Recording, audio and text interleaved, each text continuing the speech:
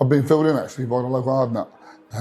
And so I went down the box, learnt the box, beat 10 bags of shit out of him, and I thought, I like that. And if I'm honest, by the time I was 18, I had about, I might be something like 14 odd convictions. GBH intent, GBH. I put the elbow up, the second shot, got in there, bang, took his legs out, ended up on top and just beat his head out on the floor. So blood was pulling out. The other guys hitting him back of the head. I stood up, threw him around to the front, threw one uppercut, and he collapsed. And without even thinking, I bit his ear off. Before you know it, you got a name for yourself. And at this point, I've probably kidnapped so many fucking people and fucking battered so many people, and almost on a daily. I was quite surprised when he's gone, no, I'm not giving you a number, I'm not. I just lost it. Bang, give him a body shot. Immediately, next thing, it's all gone turbo. We're dragging around the place, putting his hand in the vice. Someone's wrapped some cord around his neck.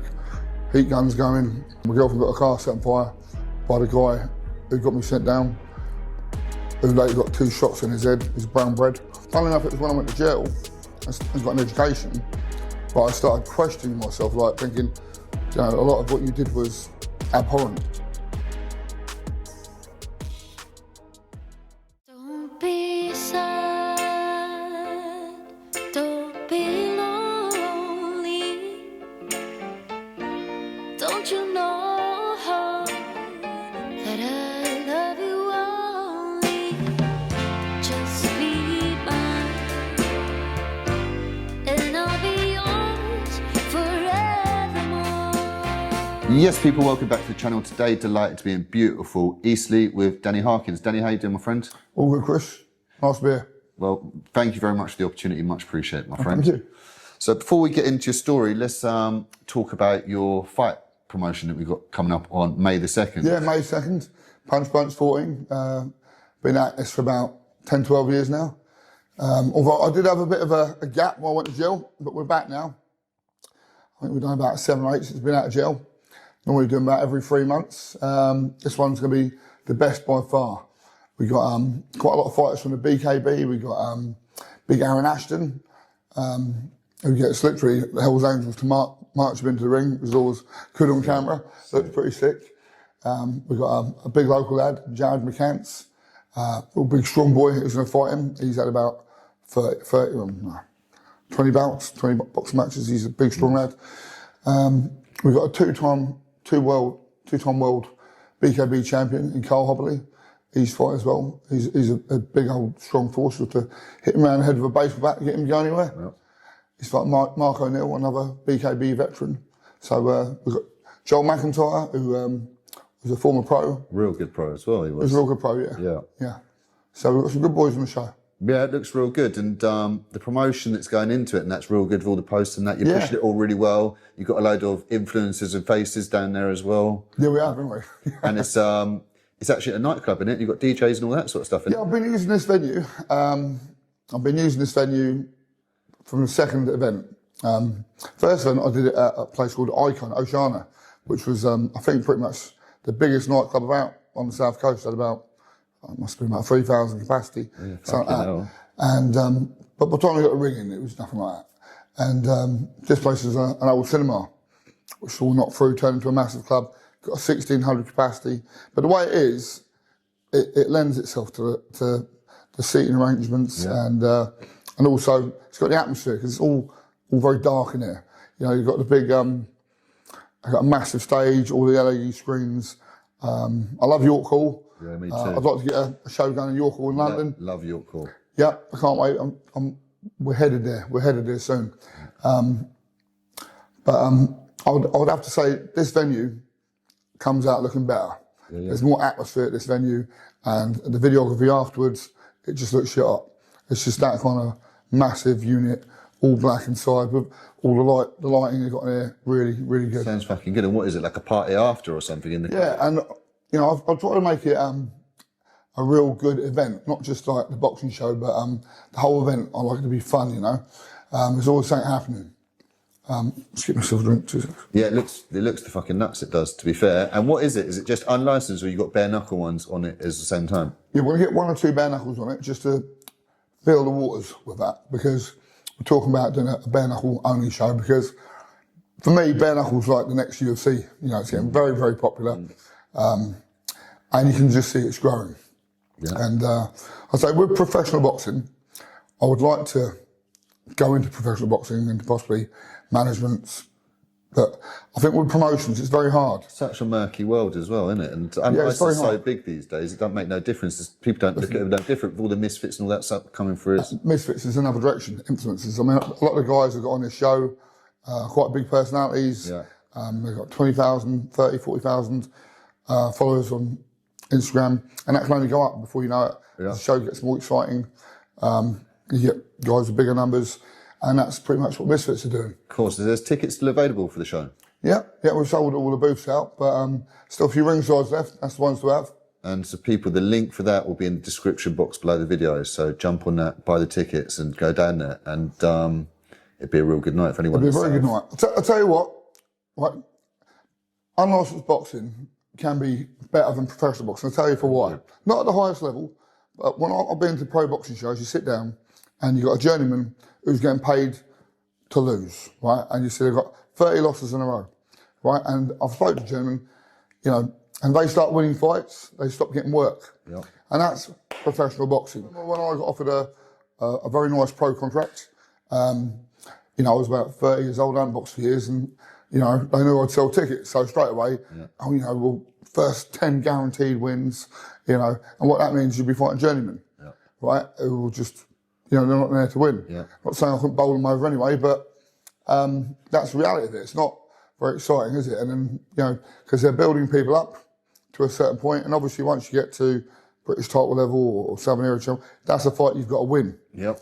And then you find that if you've got it or not. Obviously when you see the big main shows, generally everyone's having a real fight.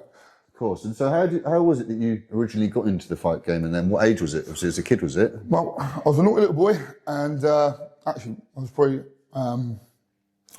quite a quiet, not quiet, I don't know, just not a confident boy. And started boxing at 14. I've been filled in actually by the local hard nut. And so I went down to boxing, learnt to box, beat 10 bags of shit out of him. And I thought, I like that. And as you do, and I suppose after that going forward, you know, getting a lot of punch-ups.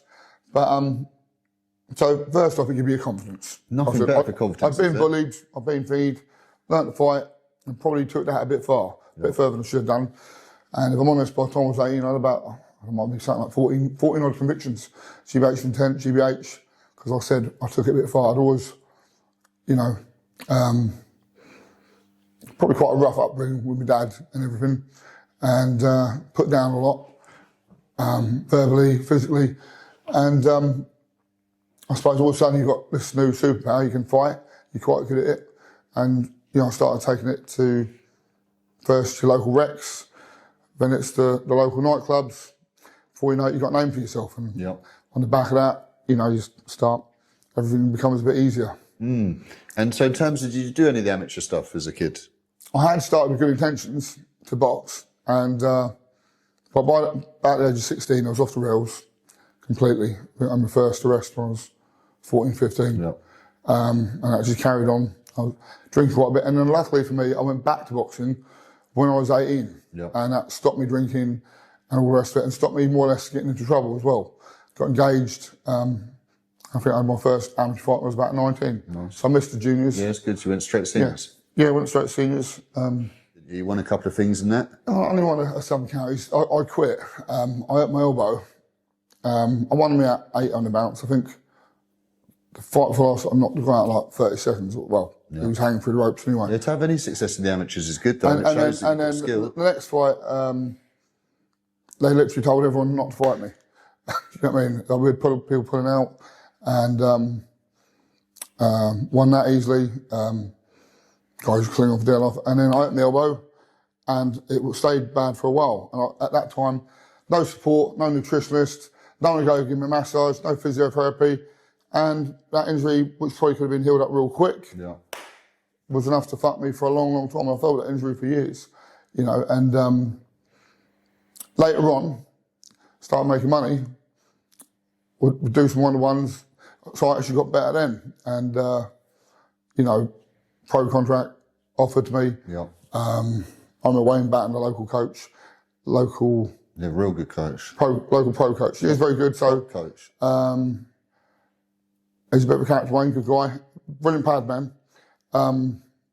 He had a few boys on warrant. He said, "I'll get you paid more than all my boys here if you'll come over me." At that time, that was probably about, I think I was about 30 times, probably about 15 years ago, 16 years ago. And so on the pad, I remember feeling like I was throwing bullets.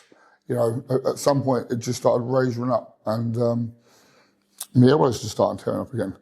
And if I'm honest, at that time, again, when I say making money, I wasn't making a minute's money then. I hadn't got into this and that at that point. And I didn't really know what to do. I have the people around me so I went and saw like a specialist, and he said some bollocks about, they had this new treatment where you inject blood out, spin it from the arse, put it in the elbow. I thought, well, that sounds like fucking a load of bollocks. And you won't be able to train for 6 months or something. Yeah. I thought, well, fuck that. And that was that, really. That was the end of that. But, yeah, I said, I wish I'd gone back in. I don't know. I say, if you're a kid and you get an injury, right? I know a local pro won a British title, and he had 2 operations paid for by a sponsor, very expensive operations. And if it weren't for that sponsor, that would have been the end of his career. But the operations were paid for, and he went on to win a British title. Something that he will never, ever, ever forget. He'll always have that. And that's glorious, and that's good. But if it weren't for the sponsor, that wouldn't have happened, because an injury can stop you. And either one of these injuries would have stopped him. So there's an element of luck, but there's an element of nurture. And I suppose what nurture you have around you is luck. You know, I said from the get-go, by the time I was older, and making money, yeah, bang, top doctors, you know, and if I'm honest, fucking whatever is needed. Well, it's such an expensive sport, like boxing, being a boxer, even it's a full-time fucking thing. And so then trying to support yourself financially away from it is fucking hard, because you're not working a full-time job, because you really need to be full-time. When I was fighting, I was working 12-hour shifts at a bakery, from 7 p.m. till 7 a.m. Next to ovens the size of 10 terrace houses stuck together, with the heat coming off them, pulling out metal, putting it bang, 12 hours out, right? And when I finished my shift, I'd go running, like go from run, then go sleep, you know, and then I wouldn't be able to get down to the boxing club that night. Or I'd ask my favourite work, can I come in an hour and a half late? And I don't like asking for favours, so I can go up to the club, you know, and the next week you can get down to the club and everything changes. That's not ideal. No, that showed unbelievable dedication. But when you've got the kid who's able to train first thing in the morning, go for a run, go back home to sleep for a few hours, go and get a massage, and then go back up there, that's what you're trying to compete against. So you've got no fucking and again, there was no nutrition, so you get more injuries. Yeah. If a kid's eating chicken, rice and broccoli, you know, and every vitamin he needs, and it's madness. fillet steak at night, and salmon, and it's all freshly made and there for him. It's madness. That's why I've got friends who are recognised pro boxers who fight on TV shows, and they're having to fucking commit crime because they don't want to fucking work a job just so they can support their boxing career, not because they want to be fucking criminal, not because they're trying to be a big I am or anything like that, just because they're trying to get a few quid in the shortest way possible to support their. But it's just fucking, you're committing crime now. You're risking everything for this career that ain't worth fucking shit, really. Other than you're on TV and everyone thinks you're fucking a star and rich and all that. It's you got to remember, a pound note has never been worth less. It's never been worth less. Mate. A pound note was worth more 100 years ago, right? I mean, I think the pro boxers 20 years ago were earning more than what they are today for British titles and English titles and all that. Actually in the money as well. Like, they're earning fucking a few grand for it these days. And I think they were earning 10, 20 grand they were back then. I think it's still a lot lower than it should be. Yeah. But you know, it's up to you. Like I said to my boy, I said, if you want to get paid, you have to go and get sponsors and stuff, start away. And it can be done, easy. Right, just do your social media. Get yourself out there. You know, you're impressive. Put videos of you training up. Let people follow your journey. You have to do that. You have to have interaction, and that's how you're going to get paid. Because if you have the numbers, you're going to get sponsors, and you're going to attract better promoters, and they're going to have to come at you with a better offer. And that is the game. Of course. And so during your amateur career and all that sort of stuff, were you involved in criminality throughout that sort of stuff? Were you getting into trouble, or did it keep you on the fucking straight and narrow? No, I was like up to age 18. I weren't doing much. I was selling a bit of speed in clubs and stuff like that, and but not mass, nothing big. And then 18, legit, met a girl, got engaged, and I was working about 80 hours a week, 70 to 80 hours a week, fucking in a fucking bakery. Sometimes 7 12-hour shifts in a row, night shifts. Do you know what I mean? I did that for about 3 years and doing the boxing. And bought our first house, put about 30 grand down. That was obviously, back then you buy a house for 80 grand, no, not 80, 90 grand. Yeah. First house, 3-bedroom house around here. And just worked, was just a grafter, you know? And was never going to get anywhere with the boxing like that. Yeah. But I was very Spartan life. My idea of a treat was like Friday night, get a VHS rental, a bag of, Blockbuster. what do you call it? Is it the Figgy Chris? Which ones? Fucking, can't remember what fucking crisps they were. Kettle chips. Kettle chips. And maybe a bag of M&Ms. I think that was like my Friday night treat, because that's how I saved the deposit for the mortgage. Fair play. That was my fucking treat once a week. That was it. Do you know what I mean? Fair play, yeah, I'm fucking swapping labels over in Safeways so we'd have enough food to eat. But we saved every penny. I'd work 8 hours a week. So, yeah, and then later on, I started coaching boxing. I think I went to come down to work with my old man in London, which was hard work, and because we didn't get on very well. And I come back, the girl that ran the local bodybuilding gym, she said to me, you know, why don't you come and work for me? I said, it wouldn't be enough money. And she said, we could coach boxing. And so I thought, all right. So, you know, I was a bit unsure. So come back from London, come back up here. And I think I put like, I had my mate print me off these black and white things, boxing lessons. That's all it said, boxing lessons, a pitch valley or something, with my number. And I think the first week I had 3 lessons.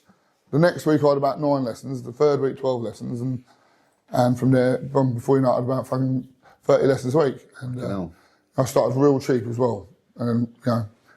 Yeah, fucking hell, it did well then. Yeah, it was all right. It was all right. And so I was legit for a long time. Ended up getting married to another girl, having children, and having quite a normal life. You know, I was running boxing classes as well, doing about 6 sessions a week, 3 junior sessions, 3 senior sessions. I had like a deal down the local club. That club had 62 national champions. I had, what did I do? I would, do 6 sessions a week there. So what we agreed was kids would have to get through my class. Yeah. And then when I said it was good enough, okay, go on to the cardio session. And obviously a lot of kids would want to stay with me. So I would help out with the amateur coach and take kids all around the country as well. Yeah. So that was like free work. Yeah. You know, not free work, just something you do voluntarily. Yeah, wicked. And I always enjoyed doing that. And obviously you'd make your money on your one-to-ones. Yeah. And classes were good money as well, you know. But it weren't like mega money. I was doing a few little bits and bobs on the side, but no class A's or anything like that. Just a little bit hustling. Nothing serious on the side that would, you know, give you that extra money. But like I said, not colossal money by any stretch of the imagination. And then, well, like I said, I'd done a lot of violence when I was a kid, and in the years in between, although I stopped drinking when I was 18, there were probably a few little things. I say, you know, a few little things. One guy, one bad fight, I think, guy bit him off. I bit his old ear off, smashed the fucking glass over the top of his head, absolutely annihilated him. There were probably a few little things like that. Yeah, a few more convictions along the way. Fights that I can barely remember. I remember one time,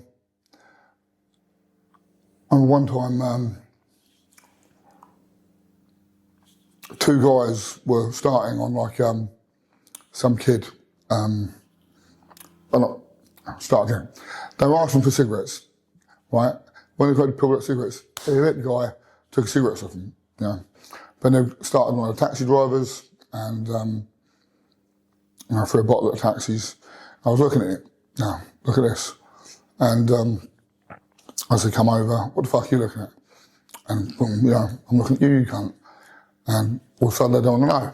and a big guy. I was boxing, so I was only like a middleweight or something. I was quite young, and Mrs. grabbed my elbow. They don't want to know, you know. All of a sudden, the smaller guy, tall guys, grabbed my arms like that. I was like that, the big guy, bang, with a sword, cut me there. I put the elbow up for the second shot, cut me there, bang, took his legs out, ended up on top and just beat his head out on the floor. So the blood was pooling out. The other guys hit him in the back of the head. I stood up, and the guys that come up with me threw him around to the front, threw one uppercut, and he's collapsed. And without even thinking, I just bit his ear off, you know, just straight away, like it was just fucking instinct, I suppose. Walk around the front, and I'm in a tunnel vision, kicking his head into the curb, all his teeth were coming out. And I could hear the people screaming who were, you know, it was obviously when he threw his bottle against their car and that snapped me out of it. And we fucked off. And the missus had been on the phone to my mate, who's no longer with us. And he phoned his brother coming down with a beniac, rolled up into a valley. By this point, the doorman are there, there's police have come and gone, not too interested back then, it was a long time ago. So fucking stupidly, like an idiot, we come back with my pal, because I'm thinking I want to kill these people. Even though I literally kicked both their heads to pieces on the floor, you know what I mean? And I suppose I've been out of trouble for a long time, do you know what I mean? But I've been doing violence every fucking time I went out. Every single week, every Friday, every Saturday I'd be tanked up. And I was engaged in start trouble. It kind of switched something back on then. So, you know, I went home, I had like a briefcase, a stupid kitchen thing, but knives in it, meat cleaver, all that, got that. Time I got home, I didn't drive back then. She's got on the phone, remember she got on the phone to me pal, we sent the brother. He swung up, jumped to my, let's go get him. Stupid like pair of idiots, we've gone back there. I've picked up the teeth, fucking, give it all out in front of the doorman, trophies, all that. It was always one for dramatics, and that's how you make a name for yourself, I suppose. And I already had one, bang. Fucking found out who he was, where he'd gone. It turned out he lived in a, like a hostel or something, like for people who just got out of jail. Yeah. And he had a track record for that sort of thing. And we fucked off. We went for a meal. There was actually like a surprise meal going on that I didn't know about. I won't go too much into it more than that. But yeah, little things like that could happen. Do you know what I mean? I think, oh shit. Do you know what I mean? Fucking, then there were a number of, if I weren't drinking, I could switch back on very quickly. So without thinking, I bit someone's ear off and kicked his head through the curb. Do you know what I mean? Because I've been out, someone started, I've seen it, and I don't know how you end up in them situations, but the other time at the boozer, a guy, he was about 37 at the time, and everyone, when we were kids, they said he was the hardest man about in the town and all that. And you're the young buck coming through. And you think he's okay, do you know what I mean? But he's like really thinking, you little cunt. You know what I mean? You're coming up here, and, you know, he's like, down there, don't want mate. And it's a bang from the side. Headbutt, he's punching you. 2 seconds later, you know, fucking, you bit his ear off and you're punching his head and kicking his head to pieces. He bit a bit of mine off and he put a snooker cue through my eyebrow. But by the time police come in, I'm hitting him so much, I could feel, my fucking hand was slipping around on his face because all the white gunk under wherever it is was just with all the blood thing in. And it was like, no, it was a tough guy. I was supposed to be a tough guy. I didn't feel I'm a tough guy because when he's hit me from the side, bang, bang, bang, bang, before I even know I'm in a fight and I'm side on, you should have took me out. But for all I've heard about him, what they didn't say is he hit like a fucking fairy, you know? And I feel one of mine, get me? And I just took him apart. But I said, he'd done a bit of damage and there was always friends in the pub. For a minute at one point, they tried to pull me back. That was enough time for him to fucking go with a snooker cube. I broke free and he's going, come on. You know, he's, get the fuck away from me. I'm slipping, fucking going forward, straight through the eyebrow, get hold of it and just made sure there's fucking nothing left of him. The police come in and, do you know what I mean? I'm walking around the pub, you know, get the fuck away from me, the shirt's ripped, rip my shirt off. And I was just going, making sure my back's everyone's whole fucking pub was covered in claret. Where I'm meeting him, it's going everywhere. And Next thing he's saying, he's fucking bit me off, he's bit me off. And I don't know if he meant to do it, because I don't think he's no grass. He didn't put a statement in, but obviously the police say what they said when they come in. And so yeah, I didn't go to jail for that because he didn't press charges. So grateful. Fair play. But there are levels in this.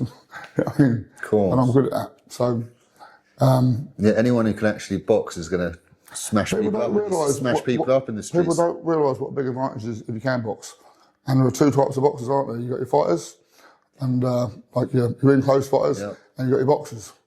And I've seen some of my mates are fucking like welterweight top pros and that, and they will fuck up 18 stone men in the street, and they're back foot boxing rather than fighters, and they will fuck up your 18, 20 stone man on the street every day of the week, and I'll put all my money on them. And absolutely.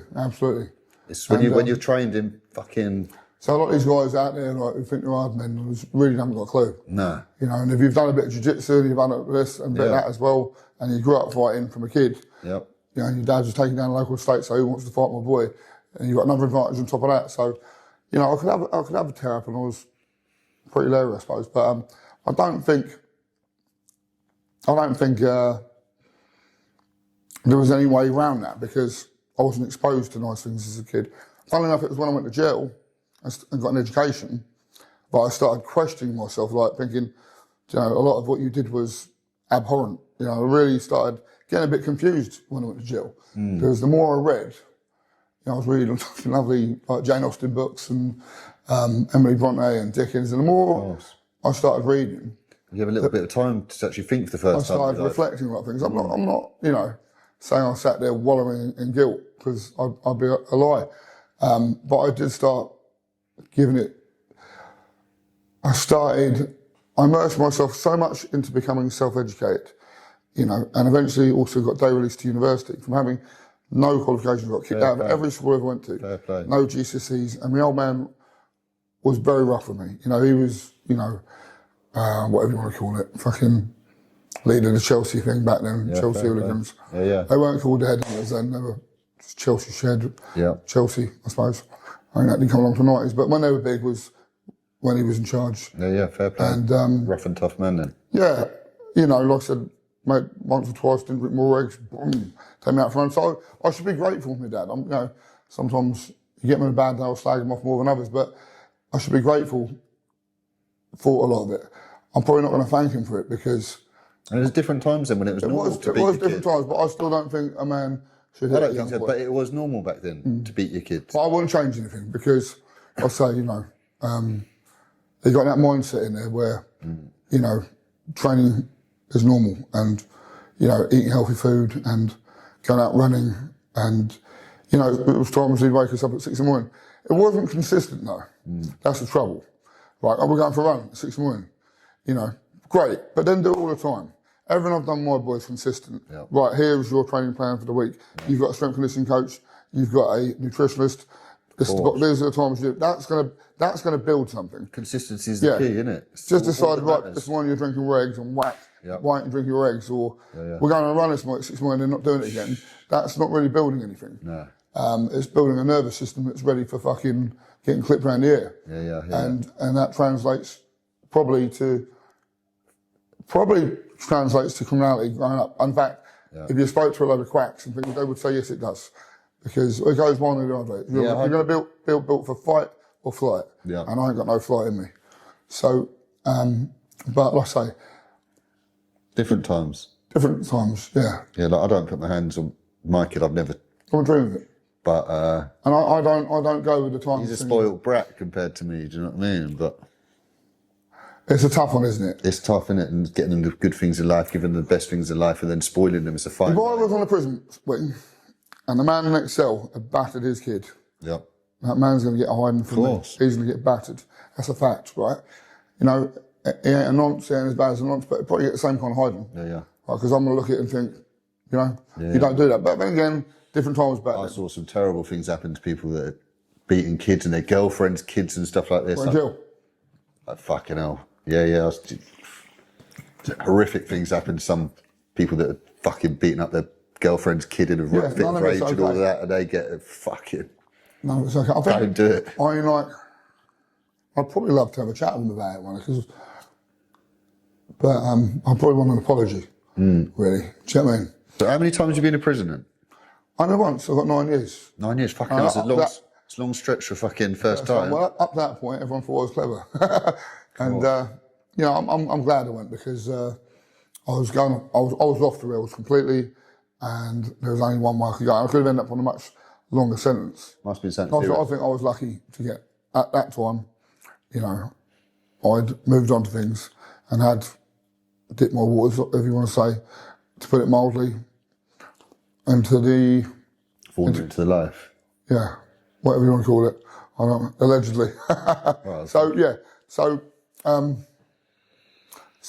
they alleged that someone had set fire to my gym, allegedly because, obviously we went out and kidnapped one of his drug dealers, right, to try to get to him. Right, so we'd set him up, kidnap him. You have to tell us where he is, or pretend you want some gear. Yeah. Right, and they allegedly caught that the drug dealer in question owed me 100 grand, and blah blah blah. And it was all, you know, allegedly he was my ex-partner, and you get the picture. So, yep. Been there. My house, my gym had been set on fire. It was, you know, a bit of damage, but it was open again 2 days later. Took out the front, but we tied it up quickly, let people come through while I was doing it. Spent a load of money in the gym, make it look good again. It was a lovely gym. And but I also thought, I don't know where this guy is. He'd moved away up north, right? I knew he was working with some pretty dangerous people. And if you're spending a couple of $100 grand at a time with some naughty people up north, they're gonna look after you. 100%. So I'm thinking, right, okay, I don't know where the fuck you've moved to, right? And you're playing games here. I need to find you before the fucking house gets set on fire. And obviously, I've got my kids, so I'm thinking, what's going to happen next? Yep. I've just got to get you. And I had very bad intentions. You know, I won't lie to you. If I'd got him, I'd have fucking... I'm probably glad I didn't. It all worked out for the best, because I'd have fucking skinned that cunt. I would have done. I was so fucking angry. But yeah, we didn't even... I think the plan was one of his pals was serving up for him, but also he'd started doing some grows with this guy, so I thought, well, that's perfect. We'll do him at the grow place. You know what I mean? I thought, right, you know, go to the grow, get hold of the guy and tell him, phone your pal, right, and tell him the fucking, you know, you got spider mite or something, it's all got to be cut down. Yep. Right, you know, it's all fucking gone wrong, we're going to have to cut this down. I've had spider mite, it's all right. I've had that, I know, right? I've had the same thing, right? And I'm gonna want to see it. Yeah. If someone throws it down, it's all got to be cut down, not till I fucking see it, right? So he's gonna come, right? He's about to lose 100 grand or whatever, right? He's gonna have a look. So I thought, and I wanted to hurt this man, so I thought, what beautiful conditions to fuck this cunt up. A nice big grow house. So, and yeah, fucking... Did it work? You get him down there? Nah, fucking... his fucking office was... His place of business was shut, right? So, it was a sprayer. And to be honest with you, I'd hammered this guy before. I mean, hammered him up, right? Fucking, so fucking... I knew he'd do as he was told, right? But he weren't there. But then, you know, we were all out dressed, ready to play. We thought, right, there's another drug dealer who works for him. Let's go speak to him. Another sprayer. So we've gone there.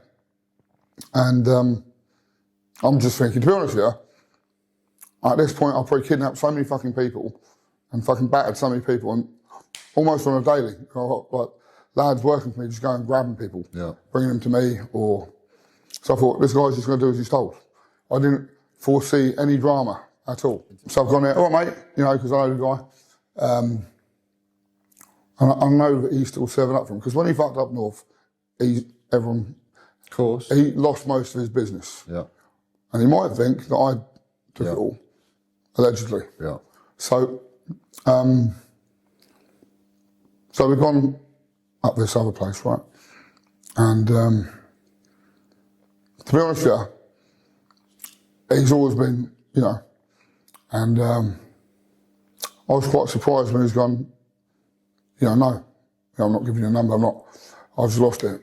Because I suppose delusions of grandeur, if you're in that business at that level and you've literally got 3 lads who go out and collect your debts and kidnap people, do whatever you want, you're not used to know. So I lost it. Bang, give him a body shot. Immediately, next thing, it's all on turbo. We're dragging around the place, putting his hand in the vice. Someone's wrapped some cord around his neck. Heat guns going,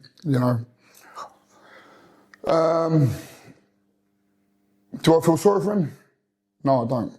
Because, to be honest, I said, my gym's been set on fire. You lot all, whatever you want to call it, in your little thing. So, yeah. And he should have just done as he was fucking told. Cool. I know that's probably not a good thing to say, but that's how I feel about it. Fucking true. He's probably protecting someone that fucking wouldn't done He's shit been for put in him. witness protection now. Fucking hell, really? And fucked up his life. Well, that was his choice. He made a fucking choice. He can live with it. And he's involved in the life anyway, so fuck Yeah. it. And I mean, when we was at court, there's 6 of us all suited and booted in the dock. Fucking, he's giving his evidence from a TV screen from wherever they put him. Our barrister told us that the CPS had paid him 20 grand, right? How the fuck are they paying a witness 20 grand in expenses? You know what I mean? Right? Which then, juries had to leave the room, judges ordered them out, right? And that's going to be classified as expenses. Now, whatever happens, that's fucking payment. You've paid the fucking witness. Cool. That witness is no good, Cool. right? If you're paying the witness, obviously he got moved up north, and you shouldn't be incentivised to fucking you should not be incentivised with cash to give your fucking your evidence. And so you had fucking no chance then. They weren't all true what his evidence, it was his perspective. How long was it? A couple of week trial or something? 6 weeks. 6 weeks fucking up. First trial got dropped out, was on remand. Yep. Second trial, try to remember it right. First trial, I think was on remand for about 9 months. First trial collapses. I can't remember why completely. Yeah. It collapsed after about 2 weeks, I think. Right. I want to say this right. The judge has then ordered me, because at the first they wouldn't let me in my local jail, Winchester. Right. I thought I'd have too much sway. So the judge has ordered me to Winchester. He said, I don't give a fuck. Got everyone in that room. What the governor says, they're fucking having him, because he's not going to fucking have to travel up from Bulletin an hour and a half, 2 hours every fucking day for a 6-week trial. Of course. And hold my trial up by an hour and a half every day. So then they had to have me. Can't laugh, ain't ya? But yeah, those fucking trials, like I said, I've been through the same. It's a lot. One collapsed after a few weeks, then I had a 6 week. And like, fuck me, the toll they take on you is unbelievable, isn't it? Yeah. Like, And everyone starts falling out. like each day and that, the days are so long and that fucking in these courts and that get back late night and then fucking you sleep and you're straight back to court the next day. It's hard, really hard. Fucking, yeah, no, people, I've got PTSD of fucking Winchester Crown Court, I swear. And that's where eventually you got me. So second trial collapsed as well. Is it? Fuck. Yeah, but they'd already found us guilty on one part of it. Yeah. What had happened is the second trial, the jury member, the lead jury member, the foreman, had been doing his own investigation into us, which you're not supposed to do. Yeah, well, digging it outside and Googling and Yeah, all that. and then he was trying to sway the jury. That all come out, and he got charged.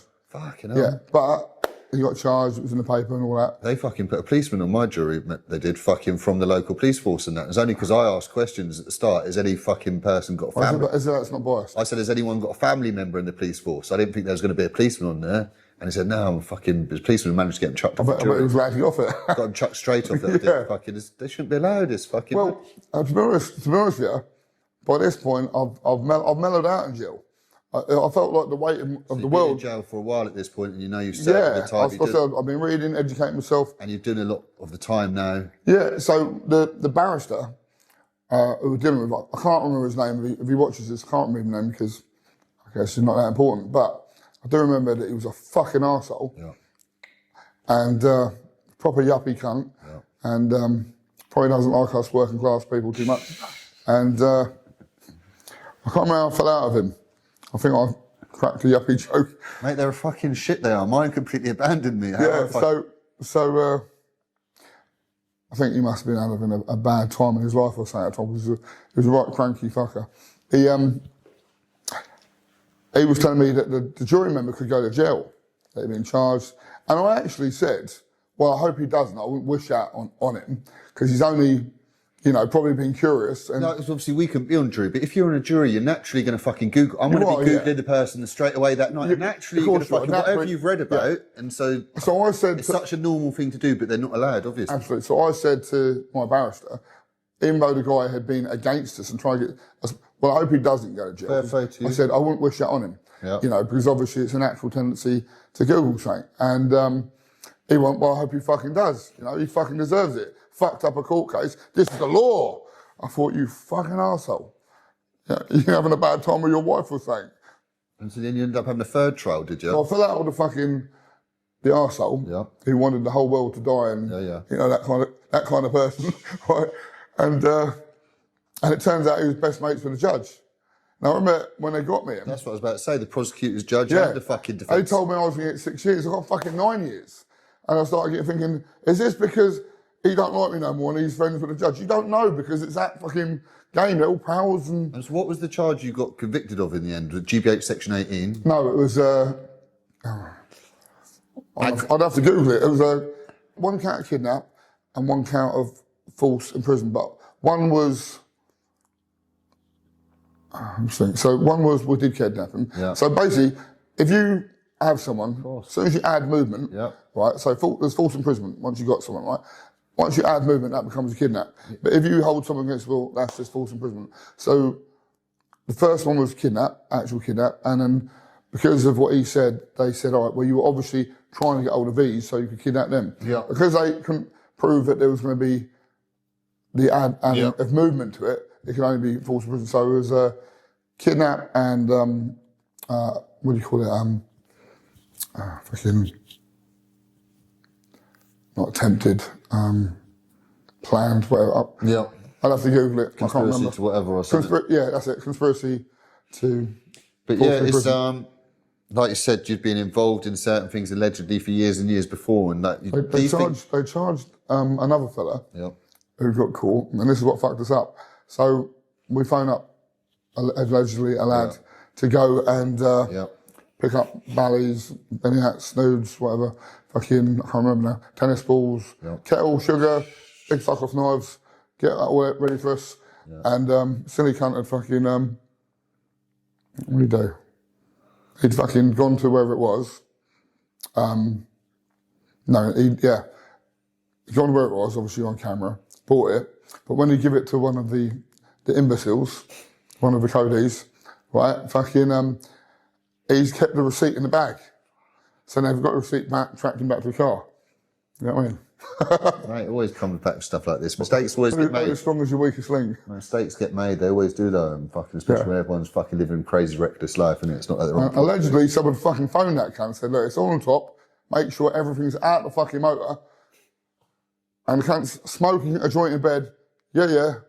Fucking left the bag with the fucking receipt in the fucking car. To be honest, we probably would have beat it if it wasn't for that. So to get a fucking 9, that must have been fucking devastating then. I was standing boxing the dog.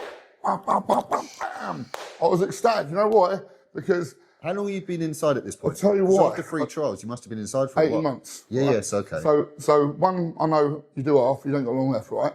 But obviously you got the soccer, whatever it was, back then in the dock. Yep. And the fucking, what do you call it? The people that work for the papers. I thought, fuck you lot. Yes. Come on, yeah. Like I'd won something good. I thought, fuck you lot. But my Cody, who got caught with the receipt, was crying like a little baby. Another one I laid down the thing. But yeah, I was. Mate, that's where you see people. That's where you see someone's that's where you see it. It's real and easy their to go out there and commit the fucking crimes and do the violence and all that sort of stuff. But when you're fucking in there, and his whole life kidnapping people and acting like it's bad. That's easy. Lay down like that's he's easy. Just a fucking bully. That's easy. It's when you get caught and you're in the dock. That's I was doing my burpees in jail every morning, fucking reading books and bettering myself. I'm not saying I'm proud of my life. I'm not. It was a degenerative lifestyle, right? And you know, I ended up letting my kids down. Yep. Because I weren't all bad. I'd been doing good things in the community up to that point. Something was offered to me, I got involved, and then you're on that weekly money, and it grew and grew and grew. It wasn't planned, it happened, and greed will do it. At the end of the day, you went to jail once, and you haven't been back since. Yeah, and when I was in jail, I did all I could, speaking to the kids.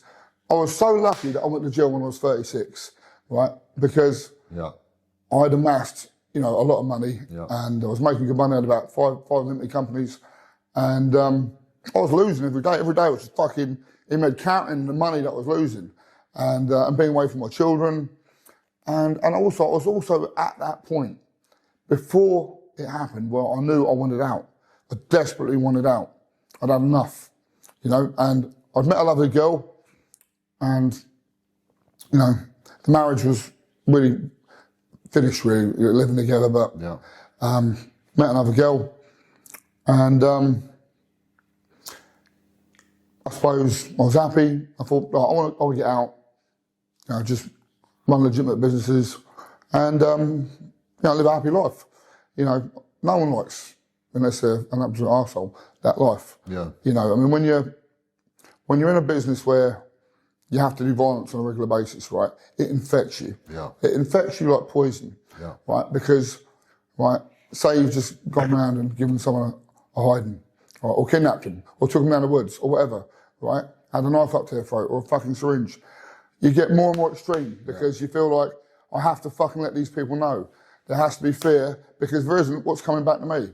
Because I suppose that's how I was wired from a young kid, you know, with my dad and that. So, you know, it's not what you want to be. Right, but over time, it naturally happens. You become more and more bad and evil, fucking toxic and caught up in it, and you can't be a normal person after a while. When you go out and do something like that, there's adrenaline, okay? There's adrenaline, and I never got a kick out of none of it, ever. But there's adrenaline, right? To be honest, I'd do this work like it was fucking going on a building site. Yeah. I'd switch off the violence, no problem, and it wouldn't mean much to me. There weren't much empathy, and there weren't much... well, there were probably a bit of anger, but like, you know, there wasn't too much overcooking it at that time. Yeah, I was very numb to it because it was daily, of course, right? But when you do the act, right, there's adrenaline, there's anger, it all kicks in, and that adrenaline poisons the body, like cortisol, all that, and you're amped. You go home to your family, and they can feel it on you, they can sense it. Yeah. You know, you don't just switch it off like you should. Yeah. You'd like to be able to, but you're back with a wife and kids, and you're not being abusive. I've never hit my kid in my life, but fucking, they can smell the whatever it is. It's poison. Yeah, it's not right. But your soul gets taken each time you do these fucking things. Yeah, and more of it becomes normalised. You know, like you'll be on the phone, right, saying things in front of your children that you probably shouldn't, like when people owe you money and stuff, and it becomes more and more normal. Yeah. You know, and they're out and about when people hand you envelopes, or all things like that become more normalised. You know, there was... in terms of your time in prison, though, I can imagine you probably sailed through it without any drama. There's a few dramas. Yeah? Absolutely, there's a few dramas. So the guy... And so where did you spend all your time then? Obviously, it's Winchester, start with Bullingdon, then you got moved back to Winchester, did you? And then... Bullingdon, grateful to have been sent there. Yeah, me too, when I got sent there. Yeah, I liked it there. They did the same to me, sent me from Winchester. I've met some of my best mates there. Me too. They're great guys. And they had a good education system. Yeah. I was lucky. I was lucky that I was 36. I was lucky that I went to a jail where there was education still, because other jails I went to later didn't have that education. Yeah. So I was able to do English, I was able to do maths, and I was loving it. I was loving solving equations and reading. I went down to the library. And in a way, luckily you had a long enough sentence, because when I went to Bullingdon, I had a 2-year sentence. They're telling me it's too short a time to do any education or any courses. I think this is a fucking madness. They've got a lot worse in education since I've left. They're trying to make it all work. So you work and get paid a little bit, like outside companies. I don't know whether it's making boxes or little plastic things you're putting together. But, you know, look, you've got these kids, right? You've got a chance to improve them, right? Some of these guys, right? Like I said, I was lucky. I was 36, already had lots of businesses and a bit about me, and I knew, fuck me, this is a waste of life. What have I done, right? Because I had plenty of money, businesses, opportunities, right? Lovely partner. Now I know, fuck me, I'm in here and this is dead. There's nothing here for me. This is like you're going to die this period of your life, because you might as well be dead for this period of your life, right? There's nothing that makes you question your life choices and go to prison. There are kids in there where they don't feel that way. Of course. Right? It's normality for them. They've come in so young, you know, and obviously people have a preconceived notion of crackheads and this and that, right? And I did too. I said, well, my crime's okay, but you're a fucking dirty house burglar. And you're a fucking, and when I first went in, I just want to fill people out in. Me too. Right? But I honestly don't feel like that now. And I'll tell you why, because it took a while for my mindset to change, right? When I moved to Winchester on Seawing, top 2 spurs were a lot of junkies, and you get to meet and talk to people. I was always friendly on the wing. I was always, you never try to be a bully, you always try to be nice to people, and you speak to them and hear their stories. And some of their upbringings were fucking horrendous. Mate, this is exactly the same as me. Some of the stuff you hear is fucking tragic and that. And you think to yourself, I ain't got no excuse to be here compared to some of these boys have been sexually abused. Mate, it's so many. And sometimes they're 14 and they're from a nice kind of family, but they've met older kids and older kids, try this. Try this. Next thing, you got a 14-year-old trying fucking brown or crack, right? And right? You can have kids from a good family that's got all because they meet the wrong little fucker, right? Yeah, I found the same though when I was in there and that, just speaking to these people and that. There's always a fucking story behind There's always a story behind it. And I said, I was always very much, well, your crimes are okay. I fucking hate house burglars. And obviously, they're junkies. It's almost impossible for a crackhead to stop being, you know, I hate burglars too, especially fucking... You do, but what I'm saying is like... vulnerable people and all that. They're vulnerable to start with. Once they've got an addiction like crack or heroin, you know, that addiction normally is with them until they die. Of course, but these ain't fucking professional criminals or anything like this, or even they decide they need to fucking have treatment and that. They shouldn't be in prison. This is how I felt when I got to Winchester. I felt like, I started feeling really guilty. I started feeling immensely guilty because one thing, I knew I wasn't a victim. You know, and I started seeing these people who I would have judged once upon a time, hearing the backstories and you know, the addiction and how it happened, something like sexual abuse or just bad families or... It wasn't even worse for me. I was judging them having sold drugs as well and still judging an addict. That's what I'm saying. What the fuck's wrong with that? That's what I'm saying. So I felt that's some fucked up thinking, isn't it? Yeah, and some of these guys were so nice. They would give, you know, they were just fucking... Most of them are soft as anything, aren't they? Obviously. Yeah, but some of them, you know, could be potentially quite dangerous. But like the system has failed them. Because say a kid like that gets in, or the care system. We know how bad the care system is, right? So once a kid like that goes to jail when he's young, right, and they bang him up 23 and a quarter hours a day, what they should be doing with that kid is rehabilitating that kid like it's a fucking war that they have to win. Not put him in a cell 23 and a quarter hours a day where he's going to start, his mental health is going to start to deteriorate. And they've still got access to fucking drugs in jail, right? So they come in, right, with a fucking heroin problem, right? And then they give them methadone. Methadone is supposed to last 2 weeks, right? And they'll keep them on methadone for 2 years. I was shocked, mate. And they'll release them on methadone. I was shocked. If you release someone with a methadone habit, he's going to have to go out and get a hit of heroin when he gets out. Mate, it's fucking crazy. So he's going to have to commit a crime. Crazy. Right? He's going to have to commit a crime for his addiction, which you help facilitate. Spot on. Because they want that kid back in jail, right? Because there are private fucking companies, right, getting paid, right? And people getting backhanders. So they want that kid to leave with a fucking drug addiction, so he comes back into jail and everyone's getting fucking paid. What they should be doing is rehabilitating that kid. Yeah, there's fucking, everyone's zombies in there. I remember I was shot my first night in the induction wing and a nurse come round to the door and said, oh, would you like a sleeping tablet tonight? And I said, yeah, fuck it, chuck us a sleeping tablet. So I took the sleeping tablet, gone on to the main wing the next day, luckily met some of the boys in there, my first time inside. And fucking suddenly my name's been called out. Meds for fucking so-and-so. They said, fuck me, you on that shit? I said, nah, I ain't on fucking that. They said, what, you get a sleeping tablet first night? Obviously, they knew the crack. I said, yeah. They said, you don't do that. They said, we don't do that. You don't take no tablets. These fucking tablets, they're fucking... That is the system pushing drugs like drug dealers. Yeah. You know what I mean? worse because it's free. They're just trying to give you them every Not day. free, someone's getting paid. Yeah, yeah. The pharmaceutical companies are getting paid. The government have to pay for those drugs off the pharmaceutical And they're companies. happy people, like when people are, these fucking tablets, these clomazepines and all these fucked up ones they're giving to you and that, you're fucking zombified in there. Mate, they got a joking gel. Was it, what's got 100 legs and 2 teeth? The MedQ. And it is fucking, but like I say, they're, would you like a fucking sleeping pill? Yeah. Would you like this? Would you like that? Are you depressed? You need this. And so suddenly, like I said, you say yes to it on your first night, then suddenly you're down for it every day. It's automatically coming to you. Methadone is you're supposed to take that to come off of heroin. Yeah. There are people in jail for that for years, right? So I said, and apparently they up the dose, right, when they let you out, because otherwise, when you go out and get your first hit of heroin, it will kill you. Oh, it does, yeah. So they're setting these kids up to fail. I remember speaking to an old school in the wing once, and he said, back in the day, right, the junkies would come in and they would we'd make them go cold turkey for a week, but we'd be there at the door making sure they were right. Right, so at the end of the week, or whatever it was, however long they'd keep them cold turkey in that room, let them out, right, they got over their first week. Better. Then there's no more heroin, and they would thank the screw, say thank you. Yep. They said, thank you, you've given me a chance. Now I've got a chance. Now instead of giving a chance now, they're going, here's some more methadone. Yeah.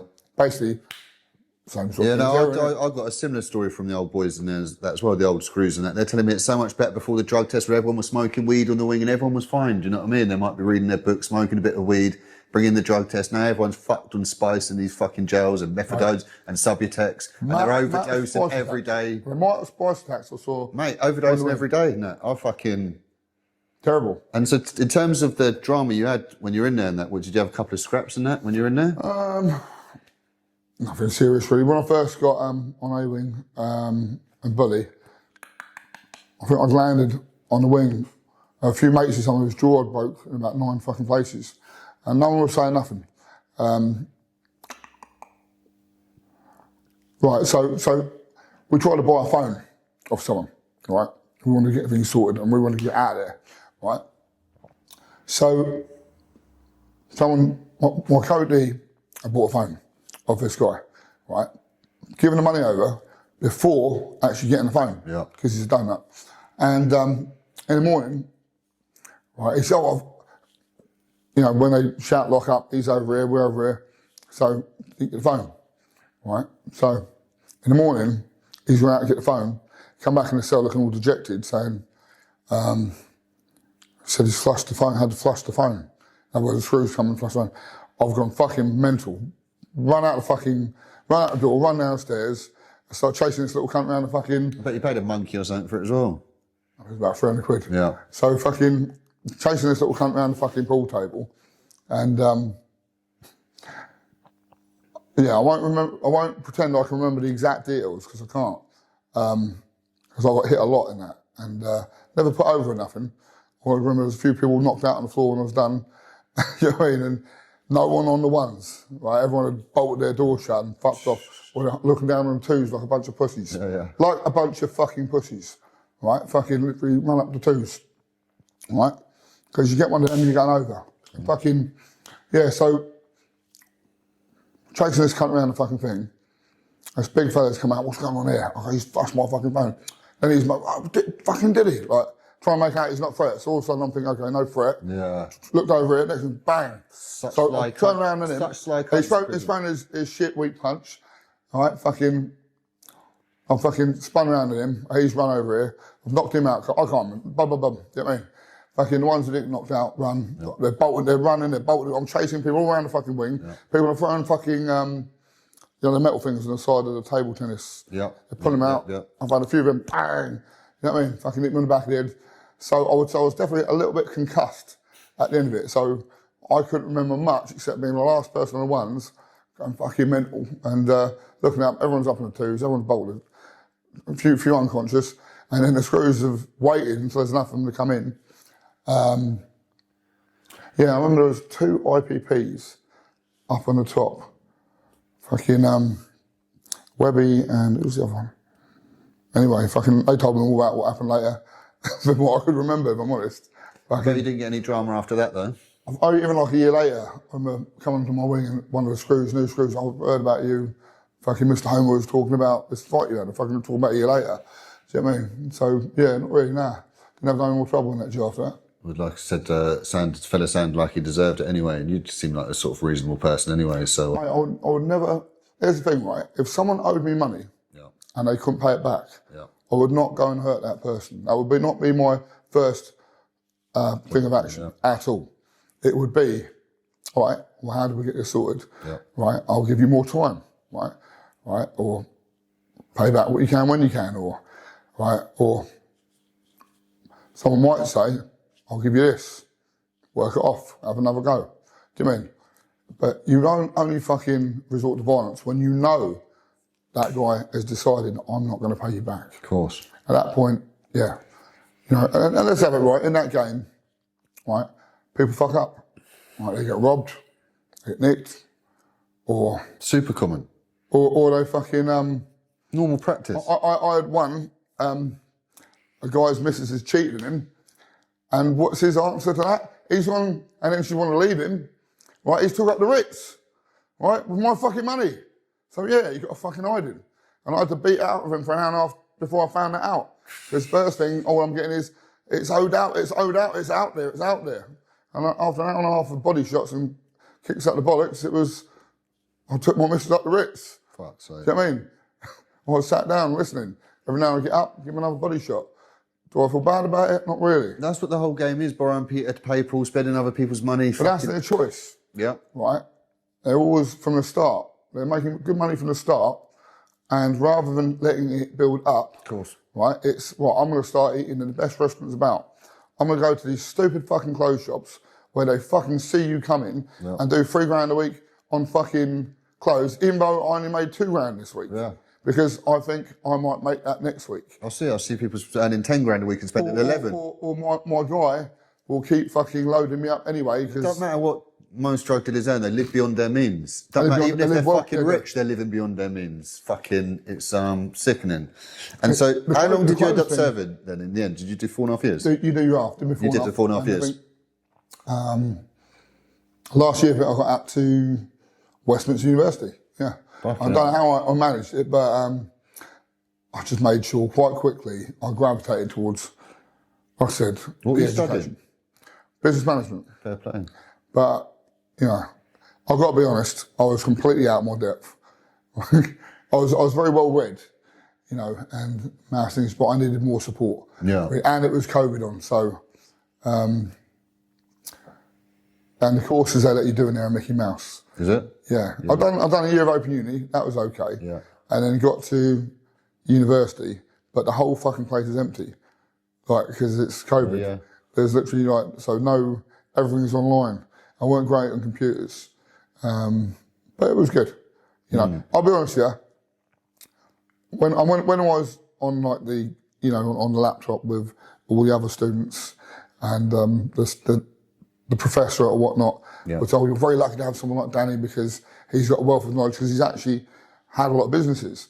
And without being mean, I would say, you know, you could just tell if you're teaching business, chances are you're a failed business person. Yeah. And I don't want to take advice from a failed business person. That's good. That's like your son is, we're talking about the nutritionist earlier, and that's the right fucking thing. My son didn't want to get fucking nutritionist advice. That's the right fucking thing. Yeah, absolutely. And when I went, that's what I felt. I thought, this is all bullshit. This is textbook bullshit. I don't need any of it. If you want business advice, you want to go to a successful businessman and fucking hear what he's got to tell you, innit? Mate, it's in my library, it's full of books. I'm reading fucking Plato, history, sociology, psychology, philosophy, and I'm getting life lessons out of that. It sounds like fucking, obviously, it's never a good thing to go to jail for 4.5 years, but it might have been a fucking turning point and a wake-up call for you. I got a lot out of the books. And I would, my missus at the time would send me in these lovely black and red books, and I would fill them up with every word I didn't know. If there's anything I liked in there that I thought could be of value to me, fair play. You know, I'd write the whole page out. I'd write 2 pages out. Because I thought, I want to remember this. I'll take it home with me. I used to think, when I get home, I'm going to teach all this to my son. You know, anything I could, you know what I mean? You know. So it was right. You know what it's like when you've got so much time, you come up with such fucking plans, don't you? Well, there's no phone to distract you. Mate, you go, there's no plans. You know, crazy. I kept the TV under my bed most of the time. I can remember the fucking filling up fucking notepads and all this sort of shit, telling people that. Writing a lot of letters. I bet the people thinking, not another fucking letter. I bet my poor girlfriend was thinking, Mate. fucking hell, Dan, not another fucking Mate, letter. the letters But I used to you write- don't know because you got nothing at the time, you're just writing away, passing time. And the letters, I was such a nice person for those prison letters, and that she fucking showed me. And we always look forward to. sweet nothings and all Yeah, the fucking we do. lies and promises. I'm never going to speak to my mates again. I'm going to do this and that. It's only you. It's fucking crazy. So you've only ended up being out of jail in a few years then? Yeah. I must have moved me about 7 times though. Like I said, they moved me. Fucking They hell. won't move me to Winchester.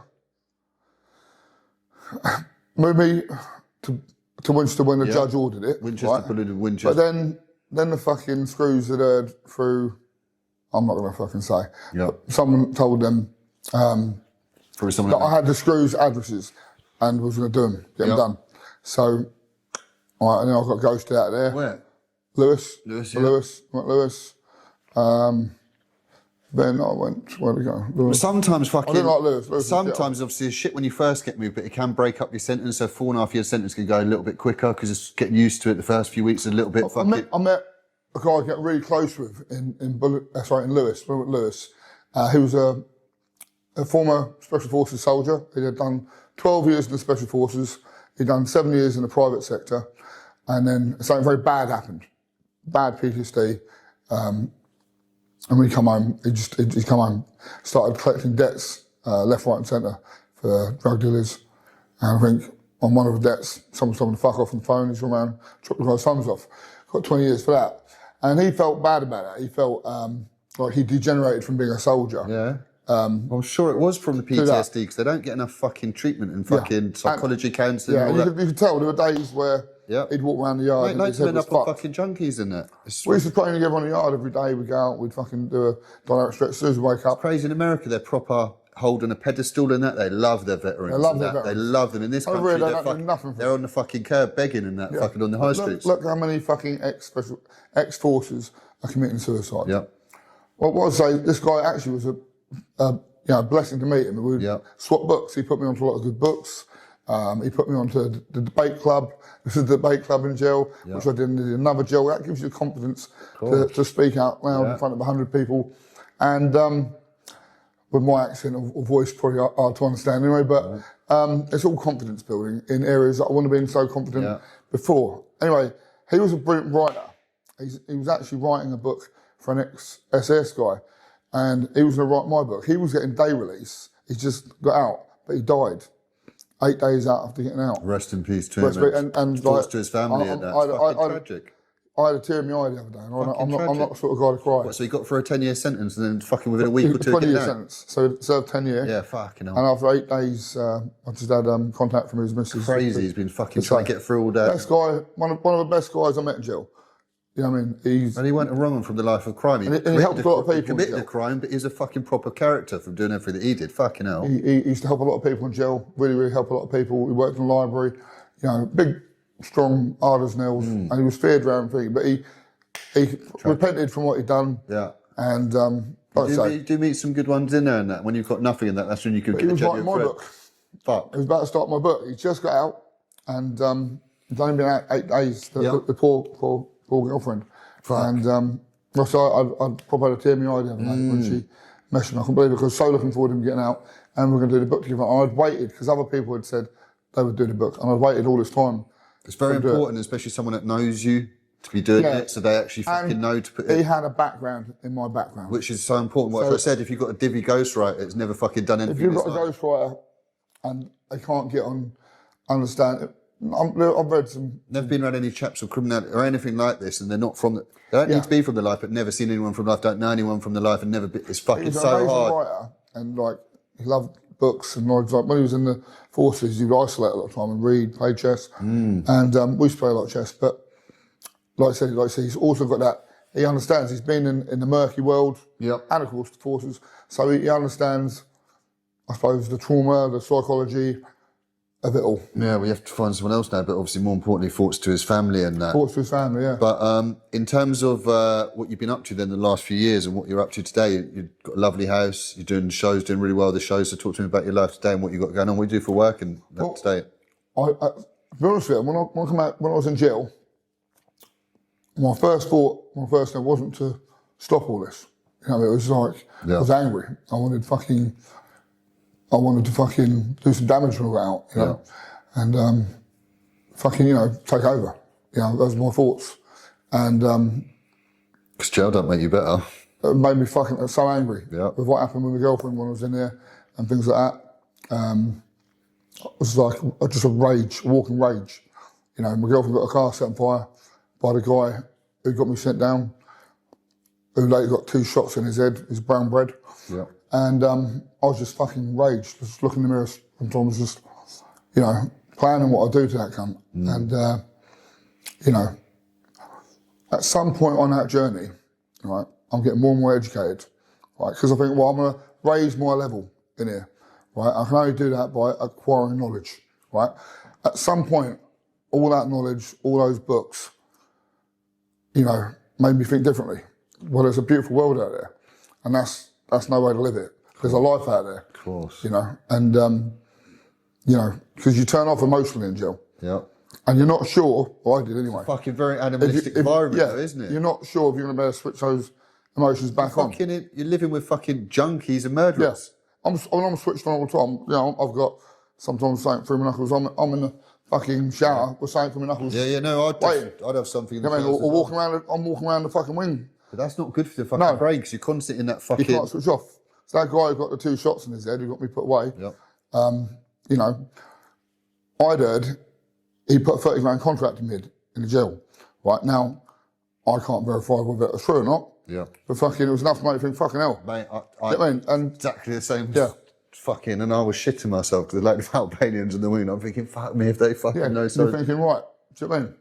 And as it was, fucking nothing come of it anyway. it's no good for the brain, no, going through all No, that. you got to be switched on, and so you're living in that kind of. I think it's that war mentality, similar to what the soldiers are living in. Do you know what I mean? That heightened fucking... I've seen soldiers struggle more in prison than they would have done out in combat zone because it can go off at any fucking time, and you don't know who the enemy is. Do you know what I mean? It could be anyone. You know what I mean? And it's always like you said, where you got hit in the side of the head. It's always the slyest ways people get attacked in prison. There's always group things as well. So rare you get one-on-ones that are fucking actual proper. Weapons aren't involved and all this sort of stuff. It's fucking, it's dirty in there. Yeah, you're thinking all the time, and sometimes, you know, there's people getting kettled in front of you, seeing their faces falling off. Dirty. On one time, it was his friends knocked the door. Hello, mate, it's me. But he's got someone else who's got him to do it. When he's opened the flat, bang.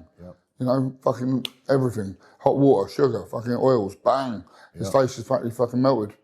And but that's from his friend who'd opened the door. So it's a funny, you meet some good people, but they're the 1%. Along the journey though, like I said, I gravitated towards what I'd call the 1% club. The people, often, you know, villains who have done well, whatever, but they're reading, they educate themselves, and they got good character, good morals. All the reading I'd done at some point in my life, in that jail, probably when I got a DCAT, I think, I decided, you know what, I've had enough, and I'm not going to go back into that thing. I wasn't active in jail, you know, I made a conscious thing of that. I probably was a bit torn, but at some point I decided, right, I'm not going to, you know what I mean? Fair play. And then I ended up going to university, you know, and what's it called? When I come out, I was just around my kids a lot. I was around especially my son, really getting good with his boxing. Whilst I'd be up on the track with him at 6 in the morning, I would, and I'd be taking him all round different boxing clubs. I'd be padding them up in here. I'd be driving around to get, you know, wherever his strength and conditioning was, I'd have him with the best coaches, but I'd always be there. Trying to be busy as possible, make up for lost time. With him, yeah. And also my girl, my daughter was funny with me when she got out. She's still being funny with me. She felt that I'd let her down. Now, I was actually closer to my daughter, probably. She was inseparable from me before I went away. But I remember she didn't visit me for about 18 months because my ex-wife wouldn't have it. So we got back together. And then she visited me. And I think the first time my mum facilitated it. And I almost didn't recognise her in that 18 months, how much she'd grown. Because she was like 7 or 8 when I went away, and she'd grown so much, I almost didn't recognise her. And that was hard. And when at the end of it, she sat there, when the visit come to an end, right, she grabbed hold of my leg and she wouldn't let go. And I'm stood there, like, not knowing what to do, and there's a fucking screw trying to pull my door off my leg. And if I think about it now, you know, it tightens up. And Oh, mate, that's the worst thing about prison, isn't it? The children, that's the worst thing about prison. yeah, screw pulley my daughter off my leg. I went absolutely ballistic when I got back in the wing. I went absolutely fucking, meant all the screws trying to calm me down.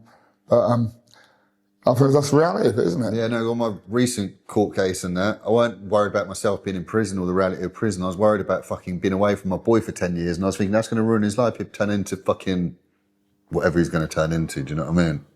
From being that tight with me, when I got out, she withdrew a lot, and she had these ideas in her head, you know, and I am what I am. I'm not going to say, you know, like all these people in jail were bad and this and that, and like, you know,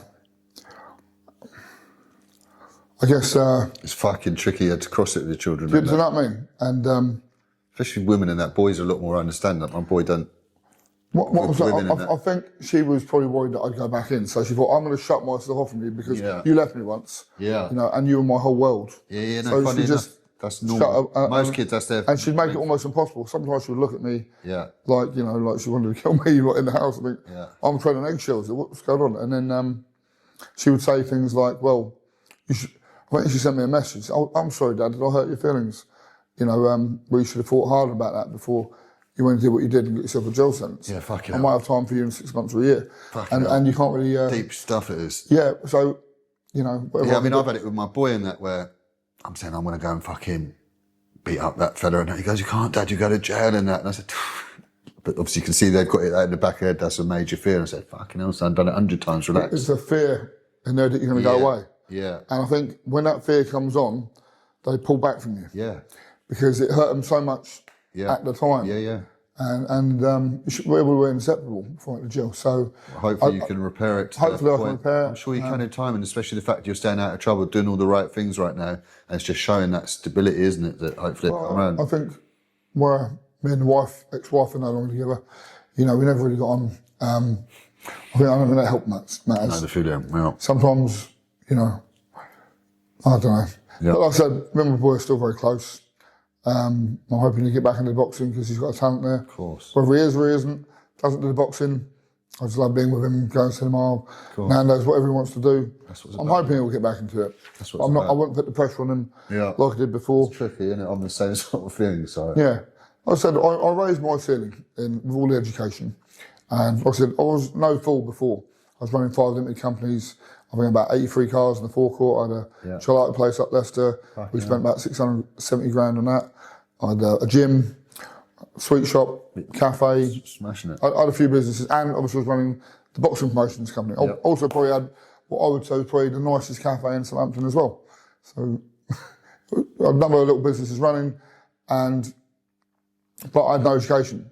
Come out of jail, I can use a computer now. You know, I can use Excel. I didn't have any of those skills then. When you're running a business, they're vital. So I was running those businesses without those vital skills, especially running boxing promotions. Yeah, fucking So I think, I know I put on a good show. Some people say the best unlicensed boxing show on the South Coast. I know a lot of pro boxers have said, you know, we've never boxed a show as good as yours. And I go all out on the glamour and the glitz, because that's what people like. It's not, people... Especially even in the marketing of it, like I even said to you about how the posters look fucking better than any posters I've seen. Look like they've got extra yards, bringing a load of the fellas down and that, which just, it's extra work and that. We know how hard it is even putting the fights together, but you're getting a few of the boys down there at the same time. No, because I do a lot of things different. You said you've got 8 DJs, is it? Yeah. Have you actually got 8 DJs? Well, I'll tell you what, with unlicensed boxing, right, people, you know, they want to do everything for nothing. But I think it should be a whole show and that, everything. So you want to go there from the first moment. The problem is, like you said, the pro shows and that, when my friends fight at the pro shows, they watch their fight and they leave. And that's what everyone does. So you've got everyone selling 400 tickets, but everyone's leaving after. Saying, if my friend's won and my friend's, I want to go and be there with him and that. I'm not sitting to watch the next couple of, because I'm only there for fucking him. That's the problem with these fucking ticket deals on the pro shows. That's why the unlicensed ones end up being a much better fucking party night. Even on the interval, right? Even interval, I want like, you know, I've got all the special guests. They're moving about, getting a picture took with people. Of course. Or they're doing book signings. People like that. So who's some of the guests you got there? I've got Joe Egan. I love Big Joe. Mike Tyson's former sparring partner. Mike called him the toughest white man on the planet. Everyone knows Joe Egan is. Yeah. I've got my mate Ray Bishop. He won't like us, but once Britain's most wanted man, But he's another guy who's completely reformed himself, got educated, proper gentleman, got himself educated in jail, does all he can for charity. He runs a very successful company. He done 16 years behind the door and come out, write a best-selling book, #1 for ages. You know, he does work for the BBC now as a presenter. Yeah. But he does a lot of the community. You know, he's always giving back. He's been, he was a complete drug addict once. Yeah. He's been a teetotal for 12 years. So, you know, he's actually not just an inspiration. No, he's a lovely fella. Shout out to He's an inspiration for me. Yeah. I've had more times where I was using too much cocaine. Yeah. I started saying that, and I reached out to him and said, "Do you want to be my sponsor?" And I was very surprised for someone who'd been teetotal. I was teetotal from like 18 to 34. Then I was teetotal again in jail. And when I come out, you know, starts moving around with a few birds. Mate, a few birds it's easily done, isn't it? Before you know it, I'm starting to do too much of this. Yeah. And I'm not going to do it next weekend. And yet you do it next weekend. So I'm not doing it, you do it next weekend. And that's when you got a problem. Yeah. And then, yeah, Ray helped me at that point. So you've got Kevin Lane down there as well? Kevin Lane, great guy, another inspiration. You know, I think it was 18 or 20 years behind the door he did. Yeah, it's probably 20 years by the time he's done these couple of years and recall 20 years as well. 18 years in one stretch. Yeah. You know, and for something he didn't do, yeah. and spent that whole time fighting it in a very hard situation. Never lost the faith, you know, always happy, always positive. Proper inspirational character. Proper inspirational character, yeah. 58 years old, he's in such good shape, training every day, not letting it fucking catch all that time that he missed and that, and he's making up for it now, isn't he? Yeah, and everyone loves Kev. He's a lovely guy. He's got his, he was quite famous for running his, making hooch Lane's in Liquor. jail. So he's come out and he's now running his own liquor company. Yep. Was it Lane's Liquor, isn't it? Lane's Liquor. Yeah, And so is your mate Marcus Redwood going down there? Yeah, Marcus Redwood. Yeah. You've got Mark Epstein, who was one of the first big MMA names in the country, cage rage world champion, and quite famously London enforcer. Infamous character. Infamous character, done a few big podcasts himself. Yep. He was around the Lee Murray. Yep. I think he's the one that pulled Lee Murray into the cage fighting. We got, is it Kenny Collins? Yep. On the Hatton Garden robbery. Yep. Great guy. He's coming down as well. So yeah, fucking so anyone, even if you're not into the fighting so much, you want to come down and meet some of these true crime figures and get some photos of them, get their autograph, get a picture, whatever you want to do, come down for that. Even some of the fighters like Brad Donovan's just done Liam Tuff's podcast. He's a proper funny character as well. Funny character, but he's had 500,000 views. He's fighting that night. So he's fighting, you didn't mention him earlier, he's fighting on the show then as Aaron well. Ashton, it's the Hells Angels, and we march him into the ring, character himself. Sweet. We've got little figures, like even on the interval, like I'll get someone up on the stage breakdancing with a DJ, someone walking around with a snake, or on stilts, or to make it as fun as possible. And so for people, if they want to get in contact with you in order to get to, like I said, the description will be the link below, but where's the best place to Instagram or whatever? And like I said, that link will be below. And well, look, I'd like to massively thank you, and I'll try and be down there on the May the 2nd. Awesome. But well, good night. Much appreciated. Well, the after party, was great. So we got, who's that guy done that Sambuca song? Dennis G. Yeah, nice. I love the old stuff. You're proper going above and beyond. But look, much appreciated for having me down here today. Much appreciated for all your time. And thank you for having me at Harris as well. So, and see you on May the 2nd, mate. Look forward to it, mate.